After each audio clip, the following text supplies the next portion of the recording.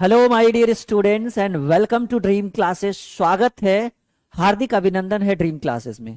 Board का exam सर पे है, 12th का 10th का भी आने वाला है।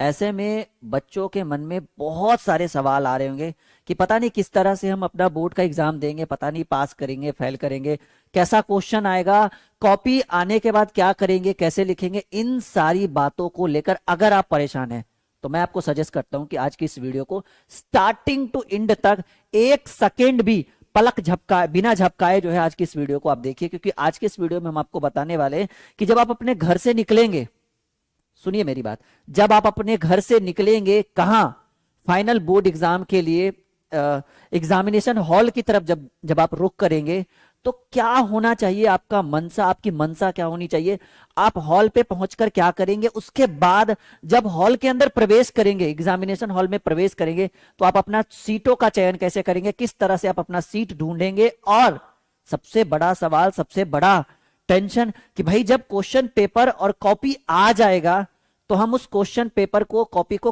किस तरह से लिखेंगे ताकि हम जितना लिखे उतना फुल मार्क्स हमें मिल जाए। इन सभी बातों को लेकर आज की ये वीडियो हमने आपके लिए बनाया है। और ये टॉपिक बहुत ही गंभीर टॉपिक है। उम्मीद है कि जो डरा सहमा परेशान है वो इस वीडियो को देखकर अपने अंदर का जो डर है वो सब बाहर निकाल देगा। और यकीन मानिए कि ये वीडियो आपको सफलताओं की ओर लेकर चलेगा और जितना आपने सोचा नहीं था उतना मार्क्स ये वीडियो आपको दिलाएगा। आधे घंटे की ये वीडियो आपको सफलता की ओर लेकर जाएगी और पूरी टीम, ड्रीम क्लासेस की पूरी टीम का ये सोचा समझा, ये पूरा तैयार किया गया कॉन्सेप्ट है कि भाई बोर्ड, देखो टॉपिक क्या है कि बोर्ड परीक्षा में कॉपी कैसे लिखे। सबसे बड़ा सवाल ये, देखिए होता क्या है कि बहुत सारे ऐसे बच्चे होते हैं जो घर पे आते हैं, कहते हैं कि हमने तो पूरा कॉपी भर दिया, सब लिख दिए, पता चला रिजल्ट आया तो भाई 50 नंबर आया, 40 नंबर, फेल हो जाता है सर। तो ये एक सवाल कि भाई पूरा कॉपी लिखने के बावजूद हमें पूरा नंबर क्यों नहीं मिलता है, और पूरा नंबर लाने के लिए हम अपनी कॉपी को किस तरह से लिखे, अपने आंसर्स को कैसे लिखे, अपनी गलतियों को कैसे सुधारे, इन सभी बातों पर यह वीडियो है।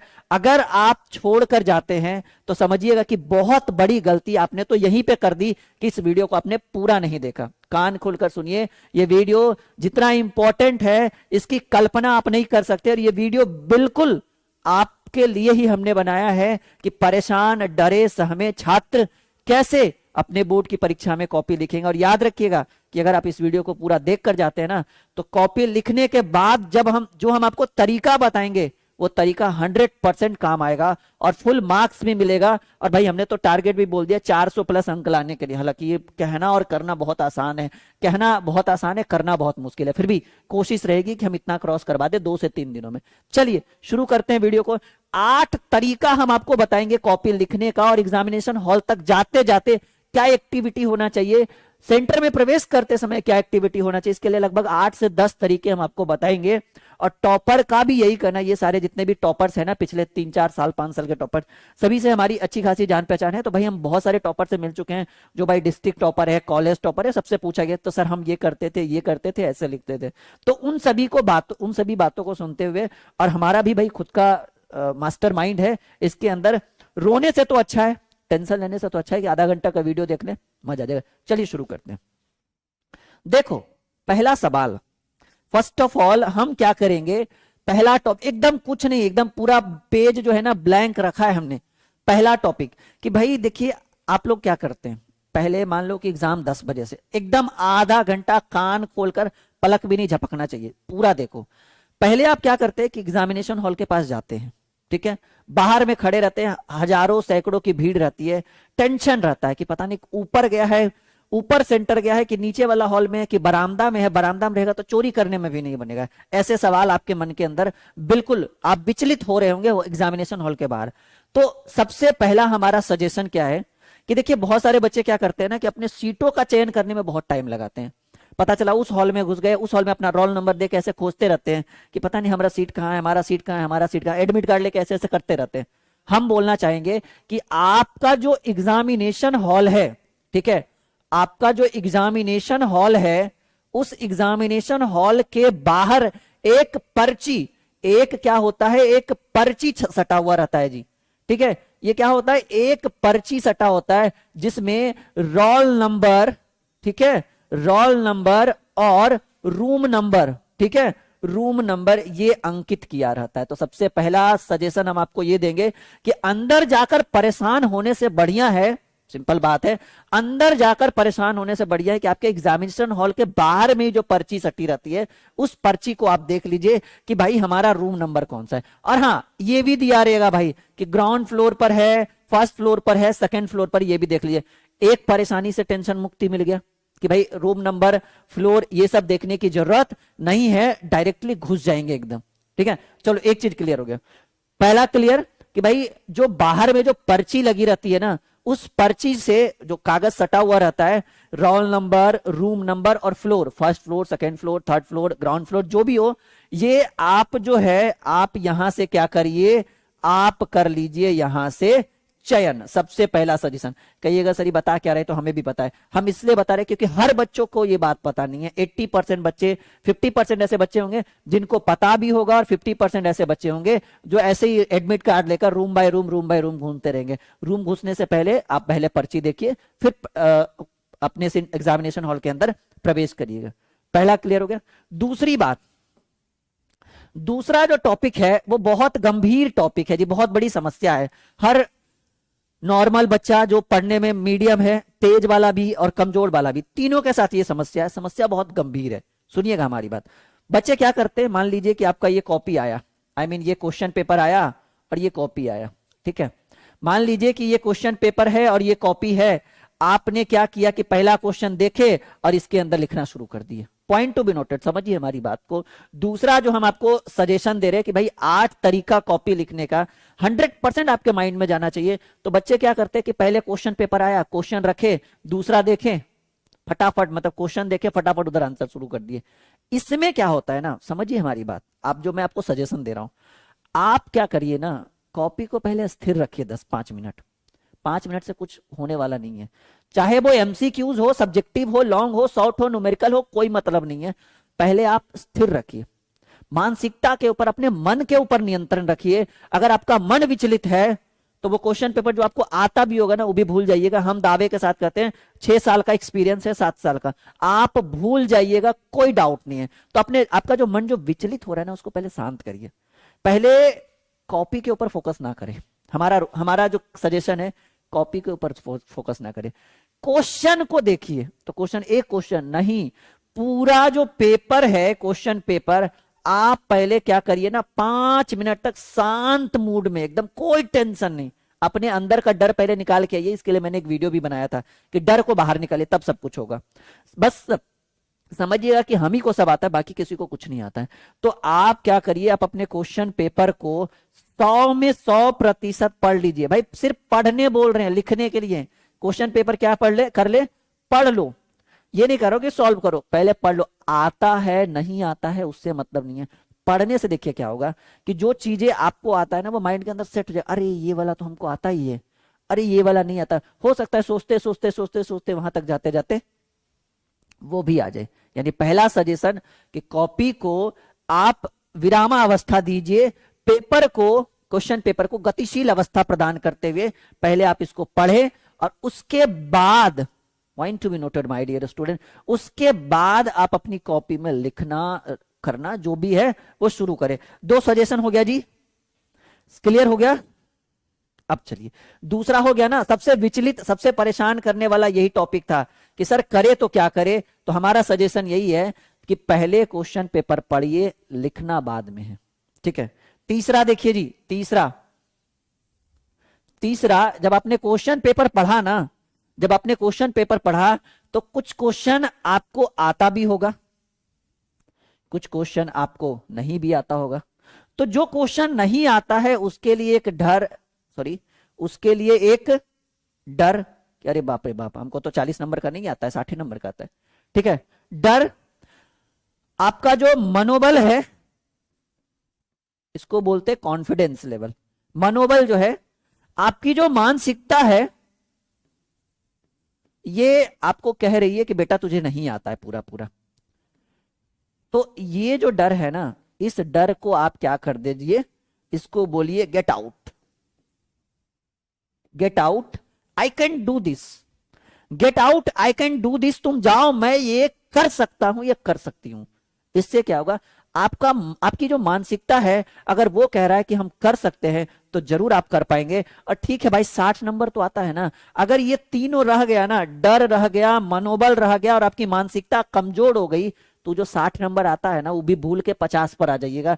लेकिन याद रखिए, अगर ये तीनों को बाहर करिएगा ना, तो 60 से 65 हो जाइएगा, लेकिन कभी भी 55 पर नहीं आइएगा। काहे कि जो 40 नंबर नहीं आता है ना, उस पे भी थोड़ा थोड़ा ध्यान देंगे कि अरे 2-3 लाइन आता है, 2-3 लाइन नहीं आता, लाभ हम 2 लाइन लिख देते हैं, 2 लाइन में 1 के नंबर आएगा।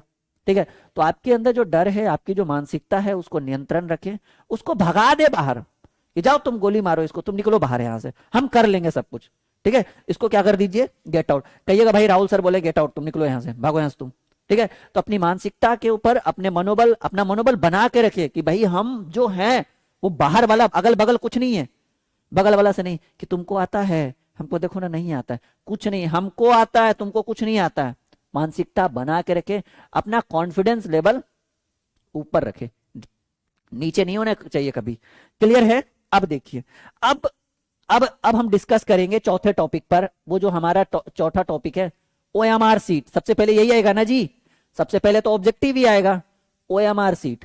फर्स्ट ऑफ ऑल ये कैसे भरना है, बहुत सारा बच्चा याद रखिएगा कि एवरेज माना गया है कि 25 से 30% बच्चा जो है वो ओएमआर सीट में गलती करता है। एकदम कोई डाउट नहीं, 100 बच्चा में 20 बच्चा का ओएमआर सीट गलत हो, रिजल्ट पेंडिंग। सबसे बड़ा समस्या यही है, ओएमआर सीट गलती हुआ, रिजल्ट पेंडिंग। समझिए इस चीज को। मानकर चलिए कि आप पहले हम थोड़ा सा स्पेशल टाइम आपसे लेना चाहेंगे, समझिएगा इस चीज को। मान लीजिए कि ये है 0, ये है 1, ये है 2, ये है 3, ये है 4। ठीक है, और डब्बा कुछ इस तरह से बना हुआ है। समझिए ओएमआर सीट कैसे भरना है और कौन से पेन का प्रयोग करेंगे ज्यादा बेहतर रहेगा। ठीक है, समझिएगा इस चीज को, बहुत बहुत बेहतरीन ढंग से हम आपको सजेस्ट करेंगे। अब मान लीजिए कि ये आपका ओएमआर सीट है, आपका रोल नंबर है, मान लीजिए कुछ भी, अगर आपको मान लीजिए, ठीक है,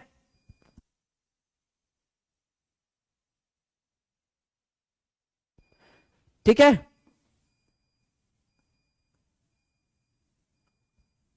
चलिए तो मान लीजिए कि ये आपका रोल नंबर है, हम रोल नंबर कुछ भी मान लेते हैं, मान लीजिए 3241, ये आपका रोल नंबर है। मानकर चलिए, रियल में तो नहीं है, मानकर चलिए कि ये आपका रोल नंबर है 3241।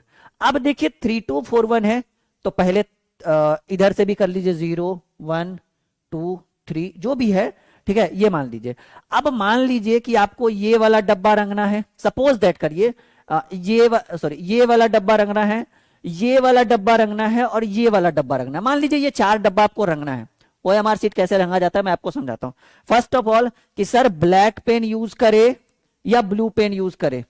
देखिए कहीं संविधान में नहीं लिखा हुआ है कि ओएमआर सीट ब्लैक से यूज करना है ब्लू से, आप दोनों यूज कर सकते हैं। लेकिन जो आपकी जो मशीन है ना, जिसमें ओएमआर सीट घुसने के बाद कर ऐसे करेगी और बाहर आती है, आपका कॉपी 10 सेकंड में चेंज हो जाता है, वो मशीन जो है वो ब्लैक पेन को ज्यादा अपनी ओर अवशोषित करता है, अट्रैक्ट करता है। मतलब जैसे आपने सुना वो लाल रंग का तरंग धैर्य सबसे अधिक होता है और उसका प्रकीर्णन सबसे कम होता है, इसलिए लाल रंग जो है हमारी आंखों तक सबसे पहले पहुंचता है। खतरे का रंग निशान जो है वो लाल बताया जाता है। वही आपका मशीन का काम है कि मशीन जो है वो काले रंग को अपनी ओर ज्यादा अट्रैक्ट करता है, मतलब वो पहले दिखता है उसको। इसीलिए काले रंग वाले में क्या है ना कि थोड़ा छोटा भी रंगिएगा ना तो वो ओएमआर सीट में, मतलब वो आपके मशीन को कैप्चर कर लेगा मशीन आपका।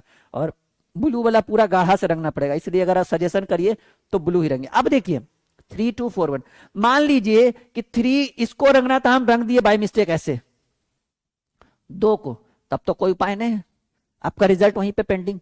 तो ऐसे कंडीशन में क्या करिए, आप क्या करिए ना, आप रंगिए नहीं, पहले वो ऐसे कर दीजिए, चलिए फिर ऐसे कर दीजिए, फिर ऐसे कर दीजिए, फिर ऐसे कर दीजिए, उसके बाद मिला लीजिए, बिंदु मार दीजिए। बिंदु नहीं कैप्चर करेगा आपका मशीन, बिंदु नहीं करेगा कैप्चर आपका मशीन।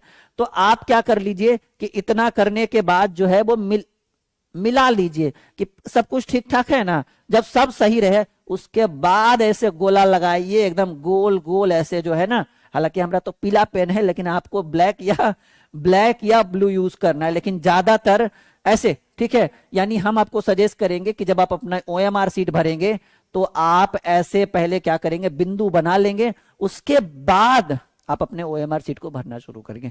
तो चौथा सजेशन कि भाई ओएमआर सीट पर फोकस पूरा होना चाहिए, यहां पर 100% नियंत्रण होना चाहिए। अगर आपका ओएमआर सीट गलत भरा गया तो आपने हिंदी में सुना है ना, बिहारी भोजपुरिया में कि गई भैंसिया पानी में, वहीं पे आपका रिजल्ट पेंडिंग और अगले साल की तैयारी के लिए आप शुरू हो जाइएगा। ठीक है, तो सबसे बड़ा इंपॉर्टेंट टॉपिक कि भाई आप अपने ओएमआर सीट पे पूरा फोकस करें, गलती बिल्कुल भी नहीं होनी चाहिए, इस चीज को याद रखिएगा। ठीक है, अब देखिए सबसे बड़ा इंपॉर्टेंट बात कि पांचवा हो जाएगा ना जी, ये आपका पांचवा हो जाएगा, जस्ट अ सेकंड, पांचवा, हाँ पांचवा, पांचवा टॉपिक आपने सुना होगा एक वर्ड चौथाई, नाम सुना है? कहिए सर नाम तो सुना ही है हमने, क्या है जी? चौथाई। आइए इसके ऊपर डिस्कस करते हैं। मान लीजिए कि ये आपका कॉपी है, ठीक है, ये आपकी कॉपी है, तो आपको चौथाई का मतलब होता है 1/4 भाग। 1/4 भाग, यानी इस कॉपी को अगर हम 4 एरिया में बांटते हैं, 1 2 3 4, हालांकि आप बराबर बराबर बांटिएगा, तो ये वाला भाग जो है इसको क्या करना है? छोड़कर लिखना है। अगर छोड़कर नहीं लिखिएगा ना तो यहां से नंबर क्या है? नंबर कटेगा, कटा है जी, ठीक है, नंबर क्या है? कटेगा। यानी हम आपको सजेस्ट करते हैं कि आप अपनी चौथाई जो है वो छोड़कर ही क्वेश्चन को बनाना शुरू करे, आई मीन सॉल्यूशन करना शुरू करे। तो सबसे बड़ा इंपॉर्टेंट टॉपिक है, यहां अगर ये काम आप नहीं करते हैं, चौथाई अगर नहीं छोड़ते हैं, तो आपका नंबर 100% कटेगा। और जो सबसे बड़ी गलती है वो आपका ओएमआर सीट के बाद दूसरी सबसे बड़ी गलती यही है कि भाई बच्चे चौथाई नहीं छोड़ते हैं। ठीक है, यहां तक क्लियर है? सभी बोलेंगे पहले एक बार, बच्चे क्लियर है जी? चलिए, छठा जो टॉपिक है वो है हैंड राइटिंग। हमारी इतनी अच्छी नहीं है पर आपकी अच्छी होनी चाहिए। हैंड राइटिंग और पैराग्राफ। देखो भाई, ये दो चीजें बहुत जरूरी है। जरूरी नहीं कि हर बच्चे की हैंड राइटिंग अच्छी ही हो, समझिए इस चीज को। जरूरी नहीं है कि हर बच्चे की हैंड राइटिंग अच्छी ही हो, जरूरी नहीं है कि हर बच्चे की हैंड राइटिंग खराब ही हो। यानी इस बात पे आप ध्यान दीजिएगा कि आपकी हैंड राइटिंग अच्छी हो या खराब हो उसके ऊपर निर्भर नहीं करता है। आप क्या लिखेंगे? आप लिखेंगे गोल गोल अक्षरों में। कैसे अक्षरों में? जैसे हमारा लिखा हुआ है, देखो हमारी हैंडराइटिंग खराब है फिर भी हम अच्छा लिख रहे हैं मिला जुलाकर। कैसे लिखेंगे बच्चों? गोल गोल अक्षरों में। और साथ ही साथ याद रखिएगा कि भाई अशुद्धियों के ऊपर ध्यान दीजिएगा, अशुद्धियां कम हो, ठीक है, अशुद्धियां जो है वो कम हो। और साथ ही साथ पैराग्राफ कैसे होता है भाई? पैराग्राफ तो आपको पता ही होगा कि सर जैसे मान लीजिए हम यहां से ऐसे लिख के आए, फिर यहां से ऐसे लिख के आए, फिर मान लीजिए कि तीसरा पेज यहीं पे छोड़ दिए, तो आपकी चौथा लाइन कहां से होगा? शुरुआत यहाँ, फिर पांचवा ऐसे हुआ, फिर छठा ऐसे हुआ, और फिर सातवां मान लीजिए अगर यहां छोड़ते हैं तो फिर यहां से आठवां लाइन ऐसे शुरुआत होता है। तो ये आपका क्या है बच्चा बाड़ी? ये है आपका पैराग्राफ। ठीक है, पैराग्राफ। चलो जल्दी जल्दी में अगर मिस्टेक भी हो जाए तो कोई दिक्कत की बात नहीं है। तो ये जो है छठा जो है वो हैंड राइटिंग, इसके ऊपर पूरा नियंत्रण होना चाहिए। जरूरी नहीं है कि आपकी हैंड राइटिंग अच्छी और रगड़ रगड़ के लिख रहे जो मन में है, ठीक है, कर्सिव वर्सिव उतना नहीं लिखना, दिखावा नहीं करना, शो ऑफ नहीं करना। अगर शो ऑफ करना होता तो हम पीडीएफ बना के ये क्लास करवाते, ये वीडियो रिकॉर्ड करते। देखो कितना प्यार से एकदम ब्लैंक पेज के ऊपर ला के एकदम बेहतरीन ढंग से कर रहे हैं। ठीक है, तो शो ऑफ नहीं करना, दिखावा करना जो है वो अच्छा नहीं है। ठीक है, चलो 6 टॉपिक तो क्लियर हो गया। अब हम लोग 7वें टॉपिक के ऊपर आते हैं। ठीक है, 7वां टॉपिक है कि बहुत सारे बच्चे क्या करते हैं। 7वां टॉपिक है जो बहुत सारे बच्चे जो गलती कर बैठते हैं, वो 7वां टॉपिक है कि फर्स्ट पेज। कहिए सर ये क्या है? What is this first page? आपके कॉपी का, आंसर सीट का यानी कॉपी का पहला पन्ना। बहुत सारे बच्चे क्या करते हैं कि अपनी कॉपी का पहला पन्ना भी जो है ना, ये उस पे भी लिख देते हैं। ये गलत चीज है। फर्स्ट पेज को जो है वो आप छोड़कर लिखें। याद रखिएगा कि हमारा सजेशन है कि जो आपका पहला पन्ना है उसको छोड़कर आप दूसरे पन्ने से आरंभ करिए और बिल्कुल बेहतरीन ढंग से लिखिए। यानी फर्स्ट पेज, कॉपी का जो पहला पन्ना है उसको छोड़ दीजिए। जो आपका जो फर्स्ट जिसमें रोल नंबर रोल कोड लिखा रहता है उसके जस्ट पीछे वाला जो पन्ना है उसको छोड़ दीजिए। आप अगले पन्ने से शुरुआत करिए, कोई दिक्कत नहीं होगा। ठीक है। तो फर्स्ट पेज जो है ये आपके लिए बहुत इंपॉर्टेंट रहेगा, उसको छोड़कर करिए तो ज्यादा बढ़िया होगा। चलिए, अब ये इंपॉर्टेंट था, इससे भी ज्यादा इंपॉर्टेंट ये है कि बहुत सारे बच्चे क्या करते हैं कि पेज जो है, पेज छोड़ छोड़ कर लिखते हैं, पेज छोड़ छोड़ कर लिखते हैं। ये गलत चीज है। जैसे मान लीजिए कि फर्स्ट पेज में लिखते हैं, सेकेंड लिखा, फिर थर्ड छोड़ दिया, फोर्थ में चले गए, फिफ्थ में चले गए, फिर फिफ्थ छोड़ के सेवेंथ में चले गए। उससे क्या होगा ना कि आपका जो कॉपी चेक करने वाला एग्जामिनर या कॉपी चेक करने वाला जो होगा ना, वो हो सकता है उसको लगेगा कि अगला पेज में कुछ लिखा हुआ ही नहीं है, सादा है, तो वो आगे बढ़ेगा ही नहीं। इसलिए याद रखिएगा कि आप अपने कॉपी में पेज छोड़ छोड़ कर नहीं लिखें, एक भी पेज, एक भी पन्ना गायब ना, मतलब ब्लैंक ना हो। और ब्लैंक हो, मान लीजिए कि अगर कोई पेज ऐसे बीच में छूट जाए, सबसे बड़ा इंपॉर्टेंट बात हमको ये बताना चाहिए था, मैं भूल रहा था, कि मान लीजिए कि कोई पेज, जैसे मान लीजिए कि 2 पेज बीच में छूट गया बाय मिस्टेक, ठीक है। अब छूट गया भाई, एक पेज के पलटाने की जगह 2 पेज पलटा जाए, तो आप क्या करिएगा, ऐसे काट दीजिएगा और ऐसे काट दीजिएगा और नीचे लिख दीजिएगा आगे भी है। ऐसा मत सोचिएगा कि इतना लिखने से आपका नंबर कट जाएगा, कोई दिक्कत नहीं है। क्या लिख दीजिएगा भाई कि आगे भी है, ठीक है। ऐसे लिख के और आगे बढ़ जाइएगा, कोई दिक्कत नहीं, इससे आपका नंबर वगैरह में आपके कॉपी के ऊपर कोई इफेक्ट नहीं पड़ेगा। बहुत सारे बच्चे क्या करते हैं, कॉपी के ऊपर पैसे डाल देते थे पहले, वो सब काम मत करिएगा, कहीं नंबर कट ना जाए, ठीक है। तो वो सब चीजें, वो सब गलतियां मत करिएगा और टाइम पे अपने हॉल के अंदर प्रवेश करिएगा। जो आपका टाइम दिया हुआ है क्वेश्चन पेपर के ऊपर, इन्हें कि क्वेश्चन वायरल होगा, ऐसा सब कुछ दिमाग मत लगाना है, बस अपने ऊपर भरोसा रखिए, बढ़िया जाएगा एग्जाम, ठीक है, कोई दिक्कत की बात नहीं। आगे बढ़े, एक और टॉपिक है जो बहुत इंपॉर्टेंट है, और वो इंपॉर्टेंट टॉपिक है कि हाँ 10 टॉपिक कर देंगे जी, 10 टॉपिक कर देंगे।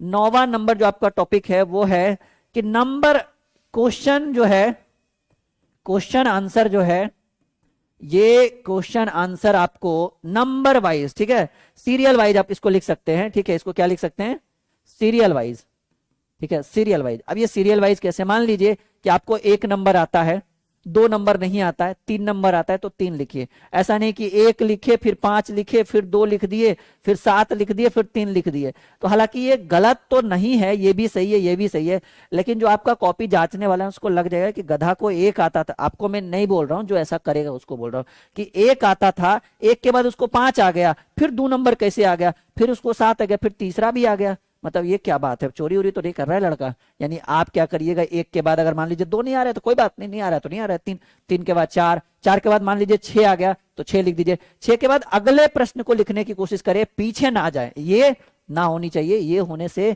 जो आपका कॉपी चेक करेगा उसके माइंड में कुछ चलता है कि लड़का कहीं चोरी तो नहीं कर रहा है, कि 1 आया फिर 5 आ गया, तो फिर 2 कैसे आ गया इसको, फिर 7 आया, फिर तीसरा भी आ गया। तो जब 1 आया था तब 2 नहीं आया था इसको, जब 2 आया था तब 3 नहीं आया था, बाद में कैसे आया। तो वहां पर नंबर कटने के चांसेस हो सकते हैं, मे बी उसके मन के ऊपर डिपेंड करता है, कुछ भी कर सकता है, इसलिए नंबर सीरियल वाइज लिखे। क्लियर है। एक आखिरी टॉपिक 10 नंबर जो बहुत इंपॉर्टेंट है, आपको एमसीक्यूज कितने दिए जाएंगे, आपको भी पता है कि सर एमसीक्यूज दिया जाएगा 70। बहुत सारा बच्चा क्या करता है ना, आओ ना देखा तो 50 को आंसर दे देता है, ठीक है।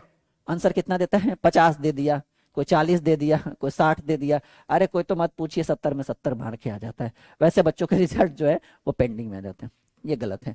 आपको कितने आंसर देने हैं, जब बोर्ड खुद कह रहा है कि आप 35 का ही आंसर दीजिए, ठीक है, 35 का आंसर जो है, 35 क्वेश्चन का, 35 ऑब्जेक्टिव क्वेश्चन का आंसर दीजिए, 36 नहीं जाना चाहिए। अब सवाल है कि मान लीजिए कि 1 आ रहा है, 5 आ रहा है, 6 आ रहा है, 8 आ रहा है, जो भी आ रहा है, तो आप 3 अटेम्प्ट में बनाइए इसके आंसर्स को, जो है वो 3 अटेम्प्ट में दीजिए। फर्स्ट अटेम्प्ट में आपको बताता हूं बच्चा, ठीक है, फर्स्ट अटेम्प्ट जो है, ठीक है, फर्स्ट अटेम्प्ट में, ठीक है, फर्स्ट अटेम्प्ट में आप क्या करिए कि जो 100% सजेस्ट क्वेश्चन है, सॉरी 100% जिसका आंसर आपको पता है, 100% एकदम खरा सोना हो कि भाई हमको 24 कैरेट की तरह इसका आंसर आता है, तो पहला जो मैं आपको सजेशन दूंगा कि आप फर्स्ट टर्म में वैसे प्रश्नों का सही आंसर दीजिए जो 100 to 100% आपको आता है, 1% भी इधर उधर नहीं। सेकेंड अटेम्प्ट में क्या करना है, ठीक है, सेकेंड अटेम्प्ट में क्या करना है कि जो, ठीक है, जो आपको 80% या समझिए जिसमें लग रहा है कि हल्का फुल्का डाउट है उसी का आंसर दीजिए, और थर्ड अटेम्प्ट में 35 तक पहुंचाइए। और यकीन, जैसे मान लीजिए कि क्वेश्चन नंबर 5 जो है, ठीक है, क्वेश्चन नंबर 5 का आंसर आपने ए मारा, ठीक है, आपको डाउट था ए और बी दोनों में, मान लीजिए आपने ए मार दिया, तो ए मार दिया तब कोई उपाय है? हो सकता है इसका आंसर बी हो, और बाद में आपको पता चल जाए अगल बगल से इधर उधर से कुछ भी होता है ना थोड़ा मोड़ा, तो बोल दे नहीं B is the right answer of this question. अब क्या करिएगा कि लो हमको तो पता था हम बी मार दे। अब मान लीजिए कि अब देखिए अटेम्प्ट समझिएगा, मान लीजिए कि आपने क्वेश्चन नंबर 1 से 50 तक देखा, 1 से 50 तक देखे आप, और उसी में 35 क्वेश्चन डील कर दिए। 50 से 70 तक देखे नहीं, हो सकता है कि इसमें 10 को गलती हो, ठीक है, तो कंफ्यूजन क्वेश्चन था मार दिए। तो आप 50 से 70 हो सकता है देखने के बाद आपको 10 क्वेश्चन जो है वो 100% आता था, तो वहां पर मार खा जाइएगा ना कि 10 को कंफ्यूजन मारने से बढ़िया है कि हम 50 से 70 वाला भी चेक कर लेते, हो सकता है कि हम कोई 10 में 10 हो जाता है। यानी 35 में 35 मार्क्स आने के लिए आप, इसीलिए तो मैं बोल रहा हूं कि ओएमआर आपका जो क्वेश्चन पेपर है पूरा पहले देख लीजिए एकदम शुरू से, अंदर 5 मिनट तक विरामावस्था में रखना है अपनी कॉपी को, उसके बाद शुरू करना है, ओएमआर सीट हो या कॉपी हो कुछ भी हो। तो ये वीडियो आपके लिए बहुत इंपॉर्टेंट रहोगा, और समझिएगा कि जो आपके भाई बहन है, जो आपके मित्रगण है, अगर आपसे छोटे जो आपके सीनियर है, अगर 2023 में हमारे ड्रीम क्लासेस के साथ पढ़ना चाहते हैं तो ये है भाई सफलता बैच, सिंगल बैच भी, सिंगल सब्जेक्ट का भी बैच ड्रीम क्लासेस के लर्निंग ऐप के ऊपर है, वीडियो के डिस्क्रिप्शन में लिंक है। बच्चा को बोलिए ड्रीम क्लासेस का लर्निंग ऐप इंस्टॉल करने के लिए और बैच ज्वाइन करने के लिए। इस बैच के अंदर कुछ इस तरह की सुविधाएं भाई, ये फीस है इस बैच का, ठीक है, और कुछ इस तरह से हेल्पलाइन नंबर, ठीक है, आप इस नंबर पे कॉल या व्हाट्सएप करके हमारी टीम से, मैं तो नहीं रहूंगा पर हमारी टीम से आप बात कर सकते हैं, ठीक है, जो भी परेशानियां हैं वो हमारी टीम आपको सॉल्व कर देगी। इसके अंदर कुछ इस तरह से सुविधाएं हमारी टीम आपको उपलब्ध करवाने वाली है कि भाई इस तरह की सुविधाएं आपको इस बैच के अंदर मिलने वाला है। इसके साथ साथ एक और बिग अनाउंसमेंट कि आपका जो है वो, जस्ट अ सेकेंड, आपका जो है वो 11 फरवरी से फॉर बैंकिंग आपके लिए है ये नोटिफिकेशन, बैंकिंग, एसएससी, रेलवे, ठीक है, एनडीए, ठीक है, और आपका जो होता है डिफेंस लाइन, ठीक है, डिफेंस लाइन और मेडिकल के लिए ड्रीम क्लासेस के लर्निंग ऐप के ऊपर ड्रीम कॉम्पिटिटिव क्लासेस, जिसका लिंक वीडियो के डिस्क्रिप्शन में ऑलरेडी डाल दिया गया है, एक बार आप डिस्क्रिप्शन चेक करिए, लिखा होगा ड्रीम कॉम्पिटिटिव क्लासेस, वहां पे जाइए और आप इसका बैच ज्वाइन कर सकते। ये आपके लिए, आपके छोटे भाई बहन के लिए नहीं है, आपके लिए। आई होप कि ये आपको बहुत काम आएगा, यहां से आप अपनी तैयारी कर सकते हैं। चैनल को सब्सक्राइब कर लीजिए, चैनल का नाम क्या है जी, ड्रीम, देख लीजिए ना होम पेज पे ही होगा, ड्रीम कॉम्पिटिटिव क्लासेस, इसको सब्सक्राइब कर लीजिए और बैच आपका यहां से शुरू होगा। आई होप कि ये वीडियो अच्छा रहा होगा, like share and subscribe the channel, ठीक है, और बेल आइकॉन दबा देना जी। Bye bye, take care and best of luck for board exam 2022।